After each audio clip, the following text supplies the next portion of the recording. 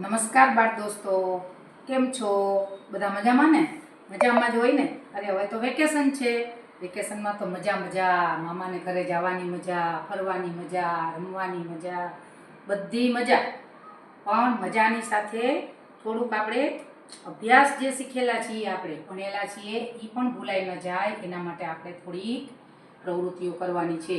તો આના માટે મિત્રો બીઆરસી ભવન અને ચોયડી પ્રાથમિક શાળા નંબર 1 વતી હું ઝાલાવાડિયા દ્રૌપદીબેન એક પ્રોજેક્ટનો વિડીયો કરવા જઈ રહી છું.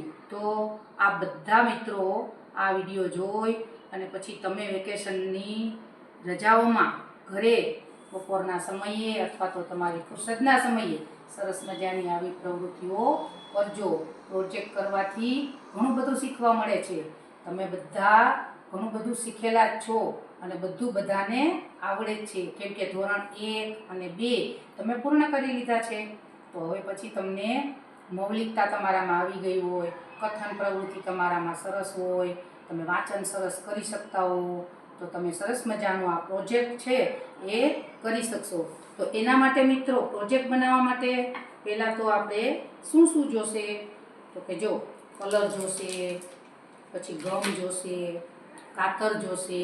પછી આવી બજારની અંદર આવી બુક મળે છે કે જેની અંદર તમે જેનો પ્રોજેક્ટ કરવો હોય ને તે આપણે ચિત્રો કટિંગ કરી ચોંટાડવાના હોય છે.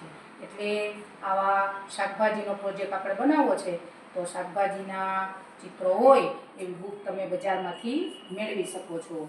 તો આ બુકમાંથી આપણે શાકભાજીના ચિત્રોનું કટિંગ કરશું અને સરસ મજાનો પ્રોજેક્ટ આપણે બનાવશું. તો એના માટે સૌપ્રથમ તો આપણે સરસ મજાનો કોરો કાગળ લેશું. પછી એ કાગળની અંદર આપણે એક શાકભાજી છે એને કાપશું.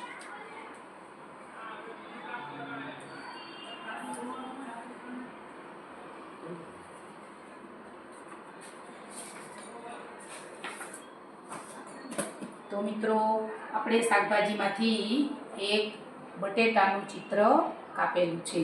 આ બટેટાના ચિત્રને તમે ગમની મદદથી સરસ મજાના કોરો કાગળ તમે જે લીધેલો છે ને એ કોરા કાગળની અંદર તમે પાછળની સાઈડ આ ગમ લગાવી અને તમે જે પેજની અંદર બટેટા વિશે લખવાના છો, પ્રોજેક્ટ તૈયાર કરવાના છો, એ તમારે એમાં ચોંટાડવાનો રહેશે. એટલે જો અહીંયા હું ચોંટાડું છું.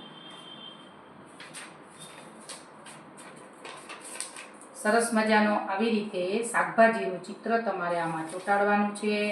ત્યાર પછી મિત્રો સ્કેલની મદદથી તમારે એમાં લીટી કરવાની છે. આવી રીતના તમારે લીટી કરી અને મિત્રો તમે શાકભાજી વિશે આ બટેટા નામનું શાકભાજી છે એના વિશે તમે શું જાણો છો એ તમારે આ લીટીની અંદર લખવાનું છે. મૌલિકતાથી લખવાનું છે. તમે જેટલું બટેટા વિશે જાણતા હોય એ તમારે લખવાનું છે. તો સૌપ્રથમ તો આપણે અહીંયા આ શાકભાજીનું નામ લખશું. તો મિત્રો આ શાકભાજીનું નામ શું છે? સરસ, બટેટા. તો આપણે સૌપ્રથમ એનું નામ લખશું. તો બટેટા વિશે આપણે તો બટેટા તો તમને ભાવે છે ને બધાને? બટેટાનું શું બને? શાક. સરસ, ચાલો તો આપણે લખશું સૌપ્રથમ આ બટેટા છે. સરસ, એક વાક્ય લખાઈ ગયું. ત્યાર પછી બીજું વાક્ય લખવાનું. તો બટેટાનું શું બને? તમે હમણાં કીધું હતું ને, શાક. સરસ, તો બીજું વાક્ય આપણે એવું લખશું, બટેટાનું શાક બને છે. સરસ, ચાલો ત્રીજું વાક્ય તમને કેવું આવડે છે? બટેટાનું શાકની સાથે તમે શું ખાવ છો? સરસ, પૂરી. અરે વાહ! બટેટાના શાક સાથે પૂરી ખવાય છે.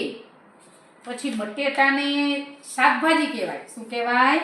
શાકભાજી. તો લખો બટેટાને શાકભાજી કહેવાય. મિત્રો આવા તમે બટેટા વિશે જેટલું જાણતા હોય એવું તમે સરસ મજાના દરેક શાકભાજી વિશે તમે લખી શકો છો. જો અહીંયા મેં લખીને તૈયાર જ રાખ્યા છે, પરંતુ તમને માર્ગદર્શન માટે જો અહીંયા મેં રીંગણ વિશે લખેલું છે. દેખાય છે ને તમને બધાને? સરસ. ત્યાર પછી અહીંયા મેં ગાજર વિશે લખ્યું છે. તો ગાજર વિશે તમે જે જાણતા હોય તમારા વિચારોમાં તમારે લખવાનું છે. ત્યાર પછી મેં લીંબુ વિશે લખ્યું છે. લીંબુ તો બધાને બહુ ભાવે, ખાટું છે. બધું લખી શકો તમે, એનો સ્વાદ લખી શકો, રંગ લખી શકો, ગંધ લખી શકો.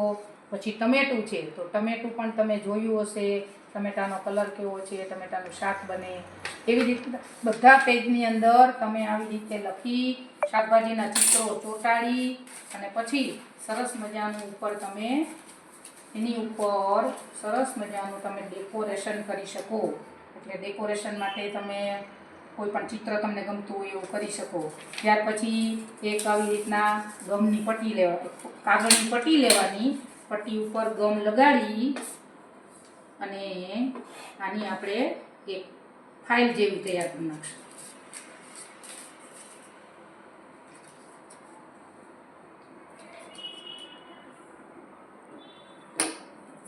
ચાલો, પછી આ કાગળને એમાં રાખી અને આપણે સરસ રીતે ચોંટાડી દઈશું.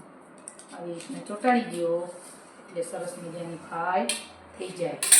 સરસ મજાનો પ્રોજેક્ટ શાકભાજીનો તૈયાર થઈ ગયો.